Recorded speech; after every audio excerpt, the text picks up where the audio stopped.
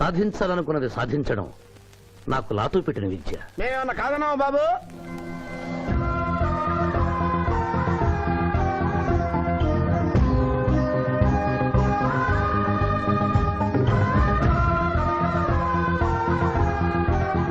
ఇవాళ ఏదో సర్ప్రైజ్ అన్నావు, ఇదేనా మాయా?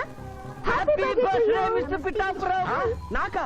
నీకే హ్యాపీ బర్త్డే మిస్టర్ పిఠాపురం. ఇదే సర్ప్రైజ్ అంటే. నీదే బర్త్డే. థ్యాంక్స్. Thank you. ఈ రోజు నా బర్త్డే. అవును, నేను పుట్టినప్పుడు మా ఊళ్ళో తుఫాన్ వచ్చి పెద్ద మర్రి చెట్టు పడిపోయింది. చూడు లిటిల్ పాప, నువ్వు మా సిస్టర్ దగ్గర ఈత నేర్చుకున్నావు. నీ మావయ్యకు కూడా ఈత నేర్పించలేకపోయావా? నిన్న మీ మావయ్యకు ఈత రాక కాలంలో పడిపోయి మా సిస్టర్ కూడా ముంచేశాడు.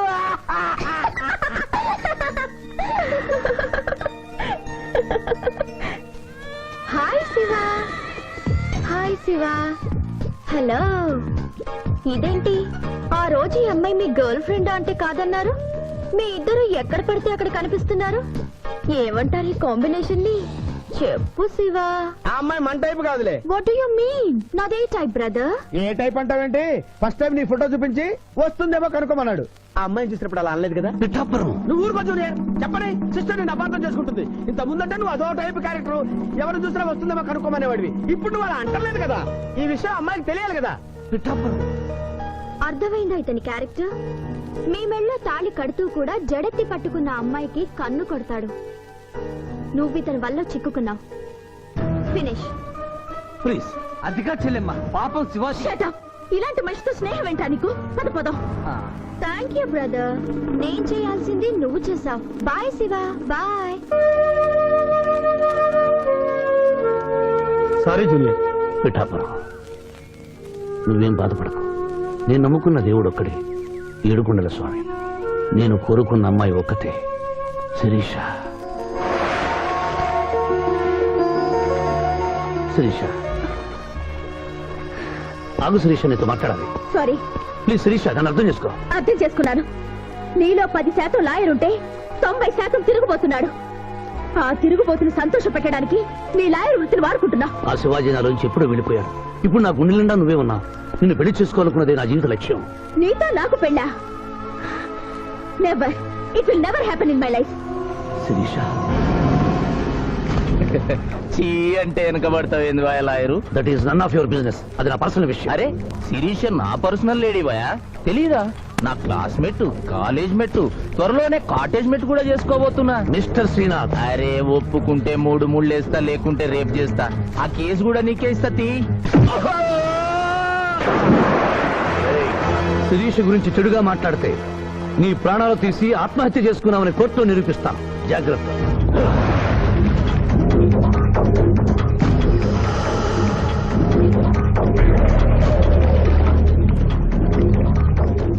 Can I help you?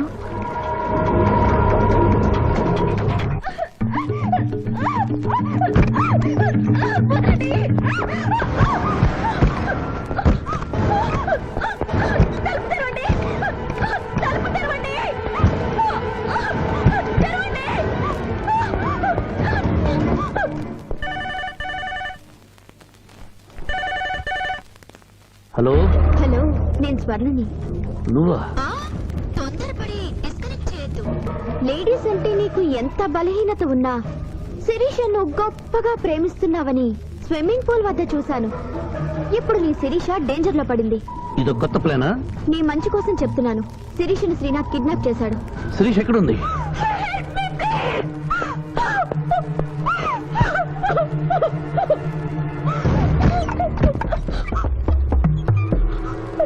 Sirisha, Sirisha, ఇదంతా నీ ప్లాన్ అన్నమాట. I hate you. నా ప్రాణం పోయినా నేను నీకు దక్కను. శిరీష, ఏం మాట్లాడుతున్నావు? నేను నిన్ను కాపాడడానికి వచ్చాను. ఎవరు? ఎవరిది? అంది.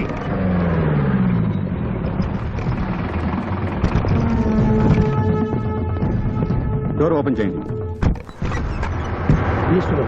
ఆ అమ్మాయిని కూడా బయటికి రమ్మను. సార్, అమ్మాయి గారిని ఇంటికి తీసుకెళ్ళమంటారు. ఇద్దరిని వ్యాన్ ఎక్కించు. సార్, ఇదంతా కుట్ర. మీ అమ్మాయిని ఎవరు కిడ్నాప్ చేస్తే కాపాడడానికి వచ్చాను. నా మాట నమ్మండి. అయిపోయి కేసు ఉల్టా పల్టా అయిపోయి. ఈయన లాయర్, ఈయన నోటికి పవర్ ఉంది, ఈయన డిఎస్పీ, ఈయన లాఠీకి డబల్ పవర్ ఉంది. ఇంకేముంది, కేసు కథం కేల్ కథం. ఏయ్! ఏయ్! ఒక అమ్మాయి జీవితాన్ని బజార్ను పడేసి నిన్ను విడిచిపెట్టను నిన్ను.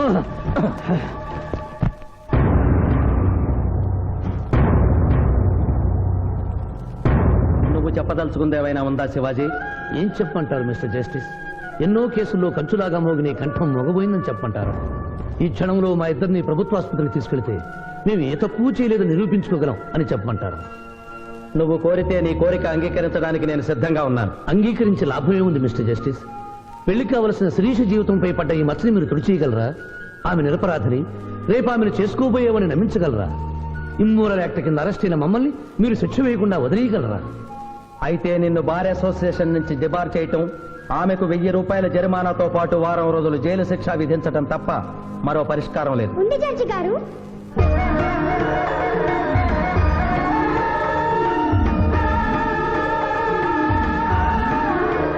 ఒక డీఎస్పీ గారు అమ్మాయి, ఒక లాయరు అల్లరిపాలు కాకుండా ఉండాలంటే ఆ ధర్మదేవత సాక్షిగా వాళ్ళిద్దరూ భార్యాభర్తలు కావాలి. దానికి ఆమోదం చెప్పవలసింది నేను కాదమ్మా, వాళ్ళు. డీఎస్పీ గారి కుటుంబంతో ప్రత్యేకంగా మాట్లాడే అవకాశం కల్పించండి. అగ్రి.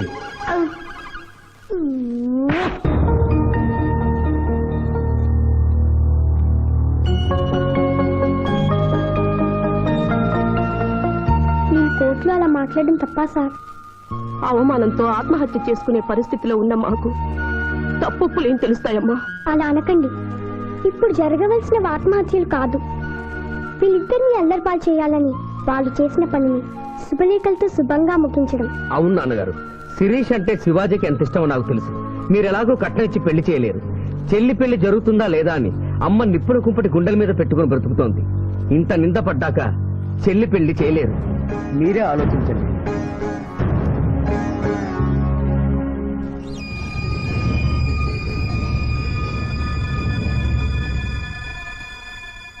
ఏ తండ్రి తన కూతురు పెళ్లి ఇలా చేయాలని కోరుకోడమ్మా. పరిస్థితులకు తలవంచడం మానవ జీవితంలో తప్పనిసరి. ఈ పెళ్లి మన కుటుంబ సభ్యులందరికీ ఇష్టమేనని జడ్జి గారితో చెబుతాను. ఇమ్మోరల్ గా ప్రారంభమైన ఈ కేసు మోరల్ గా మారి పెళ్లితో సుఖాంతం అవుతోంది కనుక ఈ కేసుని ఎక్సెప్షనల్ గా తీసుకుని కొట్టివేయడం జరిగింది. నీ టైం బాలేదా? నువ్వు ఏం ఐడియా వేసినా అది రివర్స్ అవుతున్నది. ఇదేందన్నావు? గడియారం మార్చినా కదా, ఇక నా టైం బాగుంటది. శిరీష, ఈ పెళ్లికి నువ్వు మనస్ఫూర్తిగా ఒప్పుకున్నావా? ఆ ఏడుకొండల వాడే ఇప్పుడు మన ఇద్దరి మధ్య ఉన్న జడ్జి. నీ ఇష్టం లేకుండా ఈ పెళ్లి జరగదా?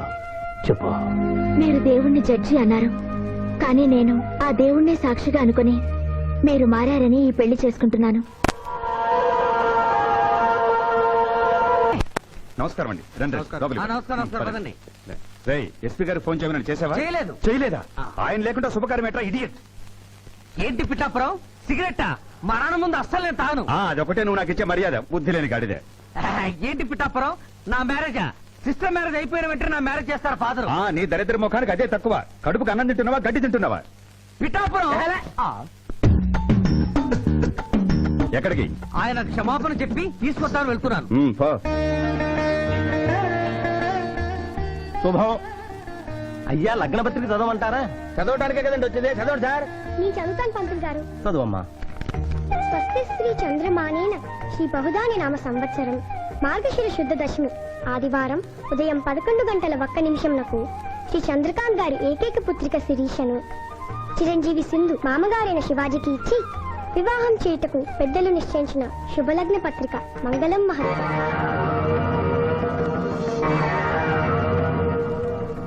వారి చేతికి ఇవ్వమ్మా. రారాములమ్మ, సమయానికి వచ్చావు. పెద్దదానివి, ముందు నువ్వు అక్షతలు వేయి.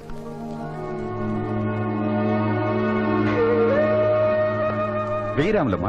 15 ఏళ్లుగా ఆ బిడ్డను పెంచిన చేతులతో అక్షింతలు వెయ్యలేను బాబు. తప్పు చేయని నా కొడుకుని డబ్బు కోసం జైల్లో పెట్టించాడు. ఈ లెటర్ దీవించమంటావయ్యా? ఇదిగో లాయరు, ఈ ఇల్లు దేవాలయం, ఈ గడపలో కల్లుడుగా నువ్వు అడుగు పెట్టలేవు. నిజంగా దేవుడుంటే, కొడుకు కోసం నేను పెడుతున్న కన్నీటికి ఇలా ఉంటే ఈ లగ్గం జరగదు. ఆగిపోద్ది ఆగిపోద్ది ఆగిపోద్ది.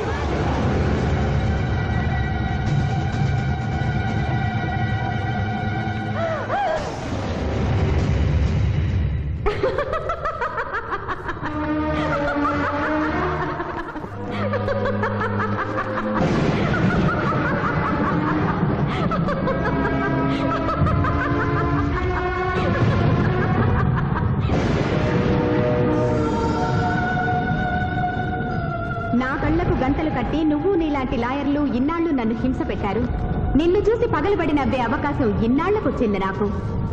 మానభంగం చేసిన వాళ్లను అమాయకులన్నావు, హత్యలు చేసిన వాళ్లను అపర గాంధీలన్నావు, ప్రేమికుల్ని విడదీశావు. ఎందుకు? డబ్బు కోసం. ఆ డబ్బు నువ్వు వాడుకున్న జీవితాల్లా మూలపడి మూలుగుతోంది. తిను. అన్నమెందుకు? ఆ డబ్బే తిను. నన్ను పిచ్చిదాన్ని చేసి కోర్టులో ఇష్టం వచ్చినట్టు వాదించినప్పుడు లేని భయం, బెంగ ఇప్పుడెందుకు వచ్చాయి? ప్రియురాలి ముందు ఒక పేదరాలు శపించిందనా? లగ్నపత్రిక మీద ఆమె కన్నీళ్లు పడి రాసిన లగ్నం చెరిగిపోతుందనా? నీకు ప్రియురాలు కావాలి, కానీ న్యాయం అక్కర్లేదా? అగో, న్యాయమే కావాలని తాపత్రయపడిన నా అక్కకు నువ్వు ఇచ్చిన వరమేమిటి? మరణం. తన రక్తంతో నీ పాదాలు కడిగింది. ఏం చేశావు ఆవిడకు నువ్వు? ధర్మం. నడి రోడ్డు మీద పెంచుకుని కలిసేట్టు కలిసి చంపాను. అప్పుడు ఏమయ్యాయి? నల్లగుడ్డ చాటున నీ కళ్ళు. గుడ్డిదాని వైపోయావా? ఈ దేశంలో ఉత్తర భారతం నుంచి దక్షిణ భారతం వరకు ఎంతమంది రాజకీయ నాయకులు మోసం చేయడం లేదు? వాళ్ళు కాపాడాలని చూసే న్యాయవాదులు ఎంతమంది లేరు? కాదని చెప్పు, చేతులు జోడిస్తాను. 3 అంచెల ప్రభుత్వాన్ని మేసే 3 కంచెలే రాజకీయం, చట్టం, న్యాయం. అవి 3 కోతుల్లాగా మారిపోయాయి. చెడు అనకు, చెడు వినకు, చెడు చూడకు అన్న 3 రీతుల్ని కోతులకు వదిలేసి చెప్పింది వినకు అంటుంది రాజకీయం. పెద్దవాడిని ఏవి అనుకు అంటుంది చట్టం. ధర్మాన్ని చూడకు అంటుంది న్యాయం. ఈ నిజం తెలుసుకునే ఈ పద్ధతిలో బ్రతకాలను నిర్ణయించుకున్న నన్ను ప్రశ్నించే హక్కు నీకు లేదు. వెళ్ళు, వెళ్ళిపోయి ఇక్కడి నుంచి.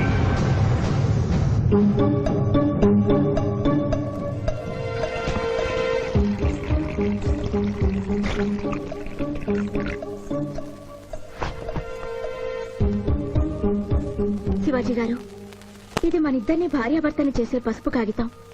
ఈ పసుపు కాగితానికి నా మెళ్ళో 3 ముళ్ళు వేయటానికి మధ్య ఒక పుణ్యకార్యం చేస్తానని మాట ఇమ్మని అడగడానికి వచ్చాను. నిరపరాధైన రాములమ్మ కొడుకుని విడుదల చేయించి మీరు నిజంగా మారారని నిరూపించుకోండి.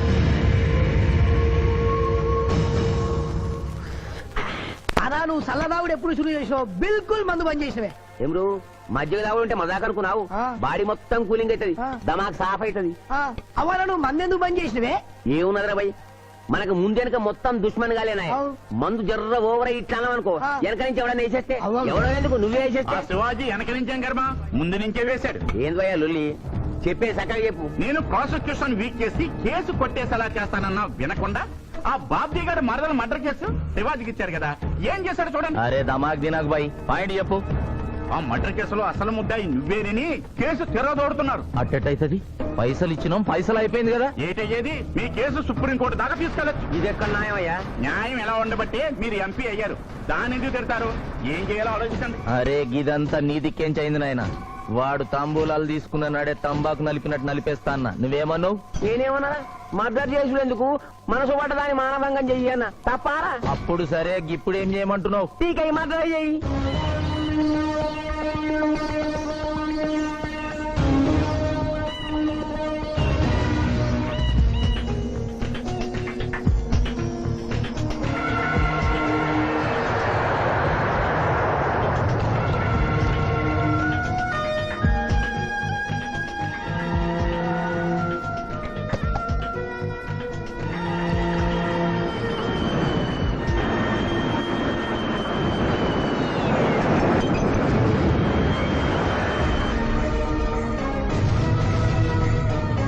How is it?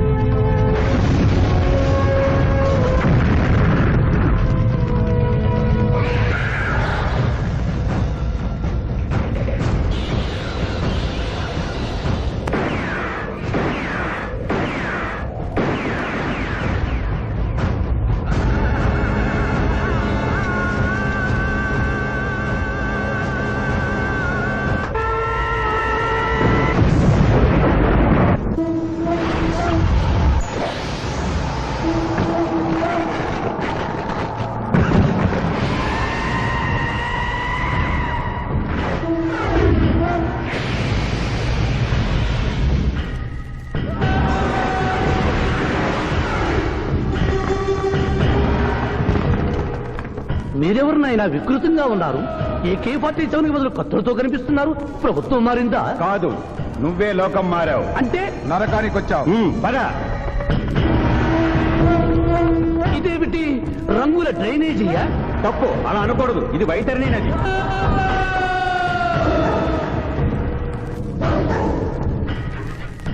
ఇందులో చీము నెత్తురు ప్రవహిస్తూ ఉంటుంది. పాపులను ఈ నది గుండానే నరకానికి తీసుకెళ్తుంటాం.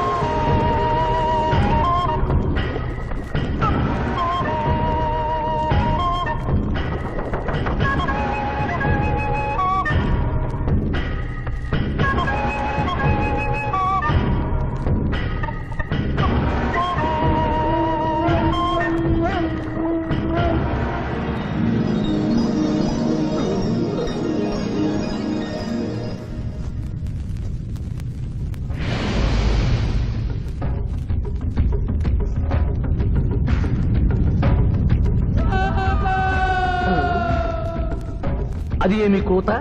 యమలోకం కోడి పుంజ ఇక్కడ ఇప్పుడే తెల్లవారుచున్నదా? అది కాదు మానవ, ఈ రోజు మాకు పర్వదినం, అందరికీ సెలవు దినం. మా యువ యమధర్మరాజుకు పట్టాభిషేకం. మరి కొద్ది ఘడియల్లో సంరంభం ఆరంభం కానుంది. ఆ సూచికే అది. యువయముడికి పట్టాభిషేకమా? ఇక్కడను వారసత్వమా? మనరోగనమాట. ముసలియముడు ఇష్టపూర్వకముగా చేస్తున్నాడా లేక వెన్ను పోట? అది మాకు తెలియదు. కింకరా, చిన్నయముడు మంచివాడా కక్కోటకుడా? అమాయకుడు, ప్రశంసలకి లొంగిపోవును. పొగడ్తలకు లొంగని వాడెవడు? ఆ పిల్ల కుంకయముణ్ణి పొగడ్తలతో మెప్పించి ఒప్పించి భూలోక వరకు తప్పించుకుని పోయేదను.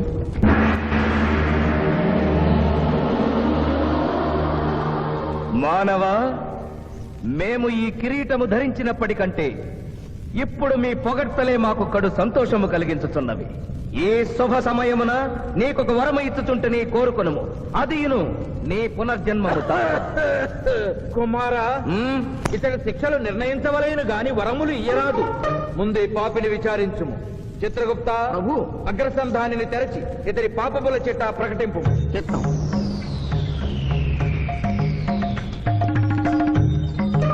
ప్రభు, ఇతనికి ఏ ఆడపిల్ల కనిపించను వచ్చదవా అని అడుగు దురలవాటు కలదు ప్రభు. మింద్రుళ్ళగా ఇతడు దోషులను నిర్దోషులుగాను నిర్దోషులను దోషులుగాను నిరూపించి 2 రకముల పాపములు చేసినాడు. అది కదుగో మీ ఒంటి కంటి శుక్రాచార్యుడులా. అధిక ప్రసంగం. మీదే అధిక ప్రసంగం. పిల్లయముల వారిని ఇతర కిరీటం పెట్టి మీరు టోను విప్పుతారు దానికి. తండ్రి, సభ మమ్మలను నిర్వహింపనీయుడు. చిన్నయ్యమ్మ, నాదో చిన్న మనవి. మా భూలోకంలో మంత్రులు మారగానే వారి పియ్యలు కూడా మారతారు. మీరు కూడా మెదడు చితికిన ఈ ముసలి చిత్రగుప్తుని రిటైర్ చేసి వారి స్థానంలో వారి కుమారుడు విచిత్రగుప్తుని కూర్చోబెడితే సుప్రభుగా ఉంటుంది. సభకు సభకు నరుడా మెచ్చితిని. చిత్రగుప్త బొమ్మ, విచిత్రగుప్త రమ్ము. వంగిడీలు ప్రభు, వంగిడీలు.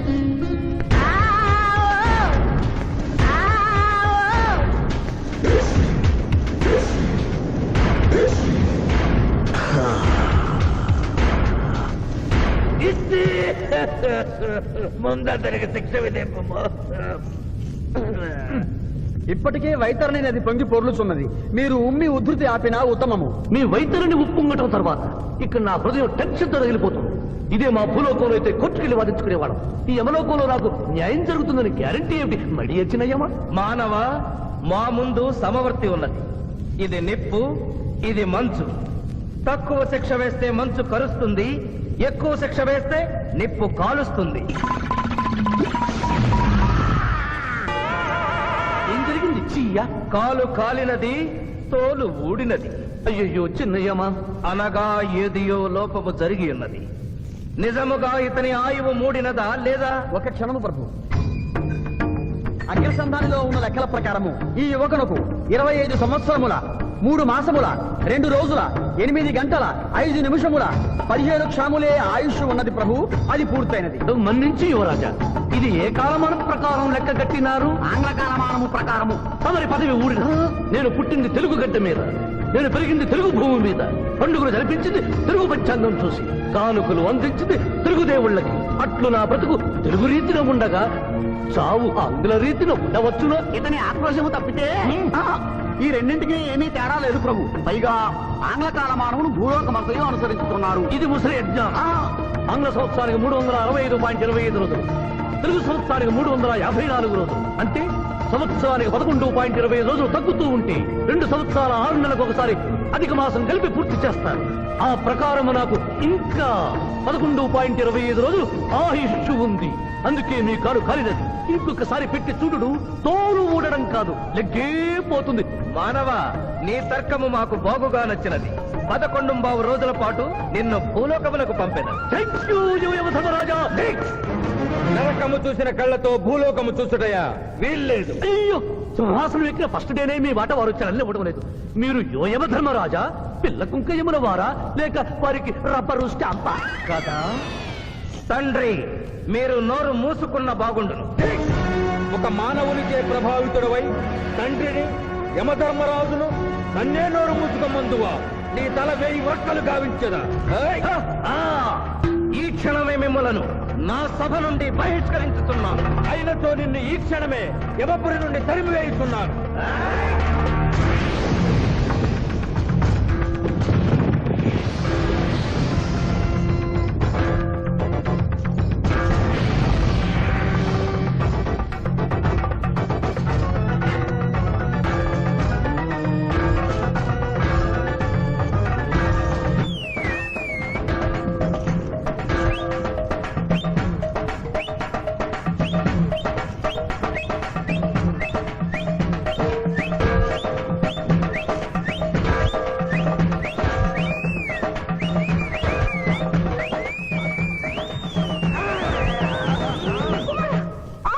మాత, క్షమించుము, ఇది ధర్మయుద్ధం.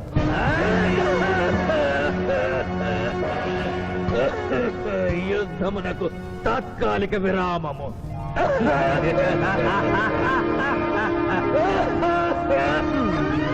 మణిమాల, మీరెందుకు ఎచ్చటకు వచ్చినారు? కాళీచి యందు స్త్రీలకు ప్రవేశము నిషిద్ధము కదా? నేను తల్లిగా భారీగా వచ్చాను. తల్లి అయినను భార్య అయినను ఆడది ఆడదే. మీరు నరకలోక సాంప్రదాయము ధిక్కరించినారు. అయ్యో మణిమాలాదేవి, దిక్కులేదు. ఈ నరకలోకంలో స్త్రీలకు ఇంతటి అవమానమా? చీయా, నీ పరిపాలనలో ఇంతటి తరవంపా? కుమారా, ఇతగాడి మాటలు నమ్మవద్దు. ఇతడు బహుటక్కరి. ఇతడికి వచ్చుటతోనే మన తండ్రి కొడుకుల నడుమ అగ్గి పెట్టినాడు.